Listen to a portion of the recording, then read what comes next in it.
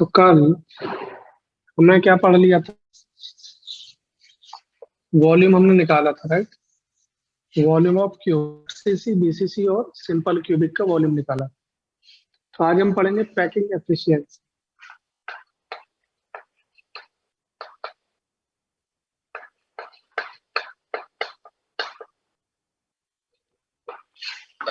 Packing efficiency को ईटा से show करते हैं इस टाइप से।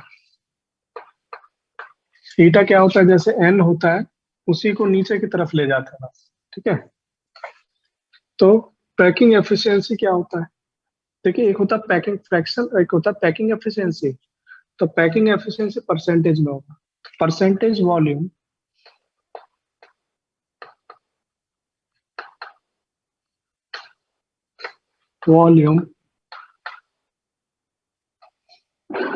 of unit cell occupied by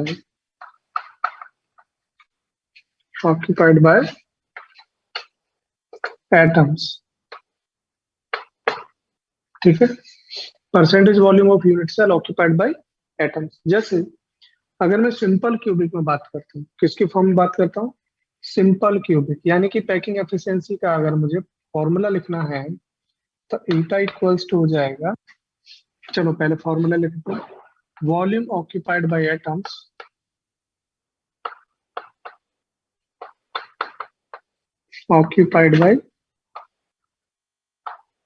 atoms divide by volume of unit cell, volume of unit cell multiply 100। ये क्या है? पैकिंग एफिशिएंसी है। अगर मुझे पैकिंग फ्रैक्शन की बात करनी है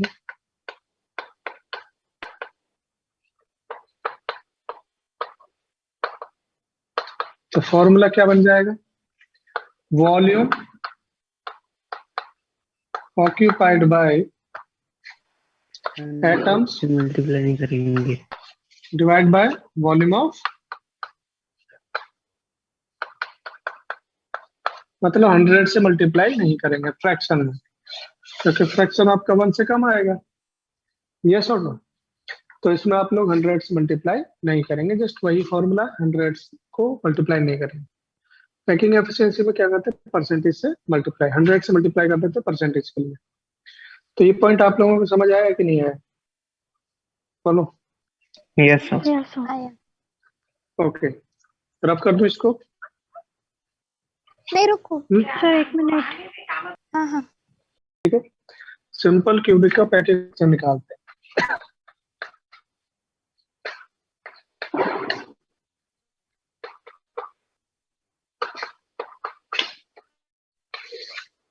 क्या रहता है?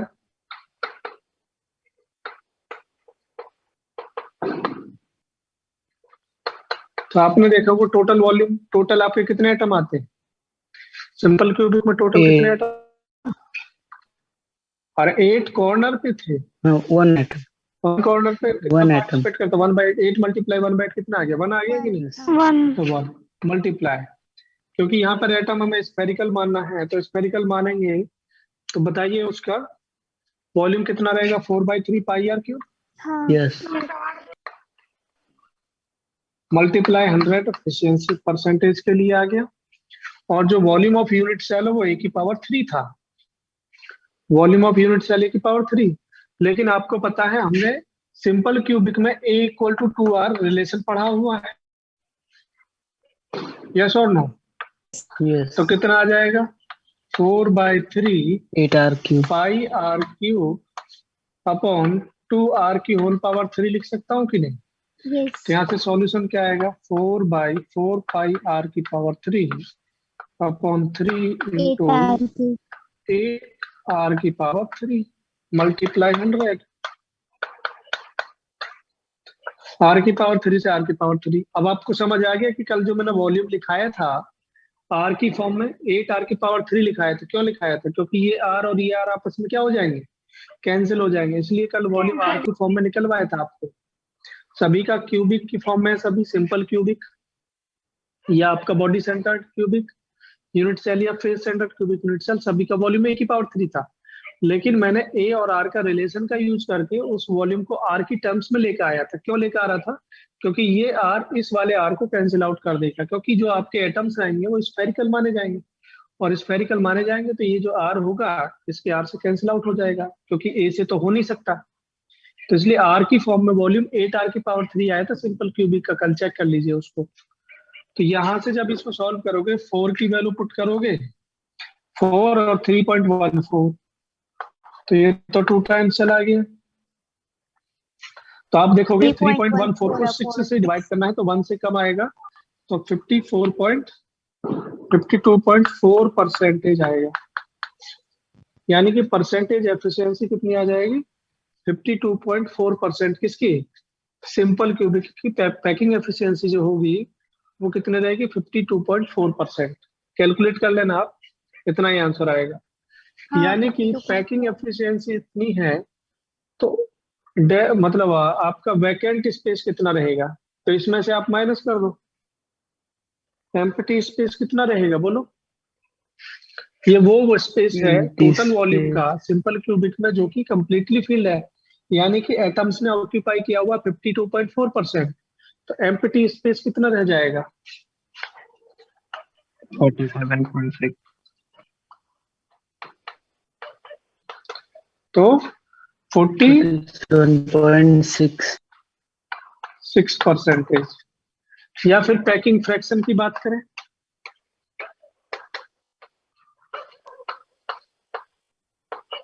तो वो कितना आएगा? 0.524 पैकिंग फ्रैक्शन, और एम्प्टी फ्रैक्शन कितना आएगा? 0.476। 0.476 टोटल बनाएगा। आप चेक कर लीजिए। समझ आया कि नहीं आया? जल्दी से बोलो। सिंपल क्यूबिक का पैकिंग फ्रैक्शन आपके समझ आया कि नहीं आया? आया। परसेंटेज का पैकिंग एफिशिएंसी एम्प्टी का। ठीक है, चलिए आगे बढ़ते। बीसीसी का देखते हैं। डन? अब कर दूं? नेक्स्ट देखिए, एक body centred cubic unit cell.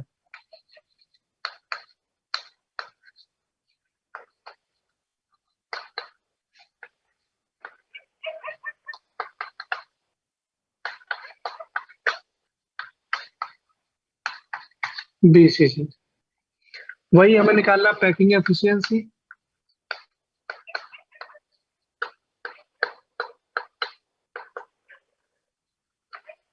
Packing efficiency क्या आएगा?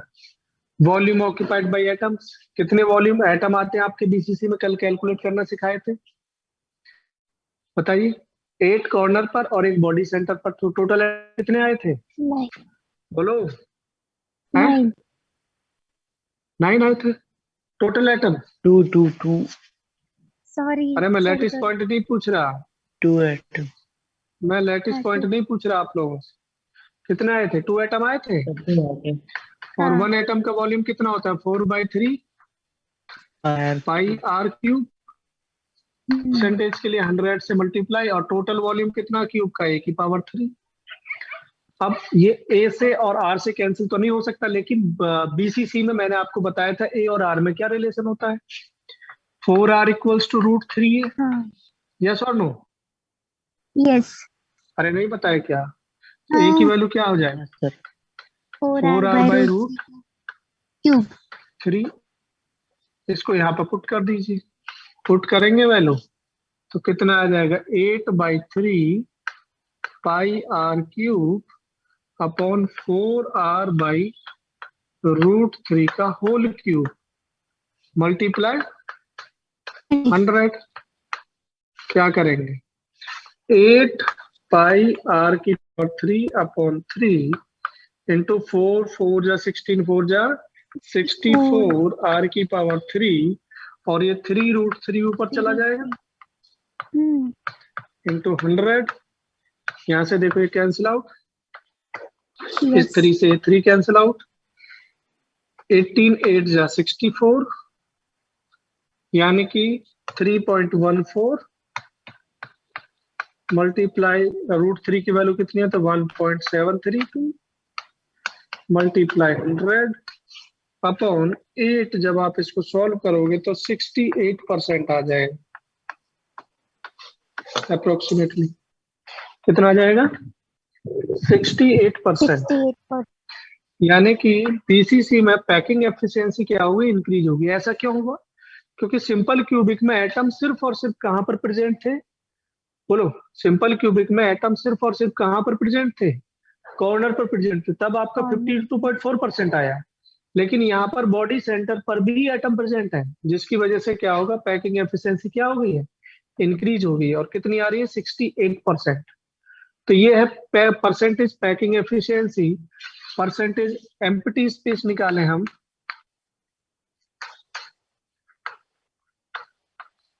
कितना आ जाएगा? 32%। 32. Hmm. पैकिंग फ्रैक्शन निकालें तो कितना आएगा? 0.68. 0.68। और एम्प्टी फ्रैक्शन निकालना 0.32. 0.32। 32. समझ आया बीसीसी के? हाँ. बीसीसी का समझ आया कि नहीं? Yes. नेक्स्ट आगे बढ़े। कौन सा बचा है? एफसीसी बचा है। Hmm. रफ कर दूं? हाँ.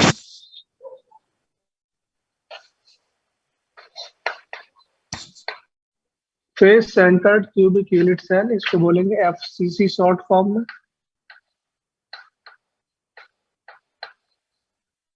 ठीक है। और आपको पता है कि एफसीसी में कितने एटम आते हैं? सभी को पता है। एफसीसी यानी कि कॉर्नर से तो 1 एटम आ गए। 8 मल्टीप्लाई 1/8 2 4. प्लस 6 फेस पर आते हैं, 1/2 पार्टिसिपेट करता है, तो 1 + 3 कितने आ गए? 4 एटम आ गए। तो यहाँ पर कितने से मल्टीप्लाई कर देना है? 4 से। 4 से. यानी कि 4 एटम है उस क्यूब में, और क्यूब का 4/1 स्क्वायर का 1/3 4/3 पाई r क्यूब, और a की पावर 3 उस क्यूब का वॉल्यूम है। लेकिन यहाँ पर हमने a और r में क्या रिलेशन पढ़ा था? 4r equals to √2a. पे हमने रिलेशन पढ़ा था 4r इक्वल्स टू, यानी √2a इक्वल्स टू 4r। इसको इधर ले जाइए, a की वैल्यू होगी 4r/√2। ठीक है। तो भी आपने ओपन करके लिख लिया था 2√2a r। Hmm. यस और नो? Yes. तो लिख लीजिए। अब क्या करना है अपने को? यहाँ पे वैल्यू पुट करनी है। तो 4 4 जा 16 पाई r की पावर 3 अपॉन 3 हो जाएगा इंटू 2√2r की होल पावर 3 इंटू 100। तो कितना आया? 16 पाई r पावर 3 इंटू 2 टू जा 2 4 टू जा 8 मल्टीप्लाई 2√2 मल्टीप्लाई r की पावर 3 इंटू 100। यस और नो? तो क्या हो Yes. जाएगा? r की पावर 3 से r की पावर 3 कैंसिल, 8 कैंसिल आउट। ठीक है। यहाँ पर देखो 3 × 1 4 बचा, मल्टीप्लाई 100 अपॉन 3 इंटू 1.414। अगर आप करेंगे तो यहाँ से कितना आएगा? 74% आंसर आ जाएगा। कितना आएगा? 74%। और यहाँ पे परसेंटेज एम्प्टी स्पेस निकालेंगे, कितना आएगा? 26. 26%। पैकिंग फ्रैक्शन कितना आएगा? 0.74, 7. 0.26। और यही जेई एडवांस के पेपर में भी आया था, एफसीसी में पूछा था, 0.74 आंसर था। क्लियर सभी के? हाँ, clear. yes sir लिखिए, क्वेश्चन लिखिए एक। हो गया सभी का? Yes. क्वेश्चन लिखिए। When present at corner and edge center. When atoms present on corner and edge center. When atoms present on atoms present on corner and edge center, calculate its packing efficiency. Calculate its packing efficiency.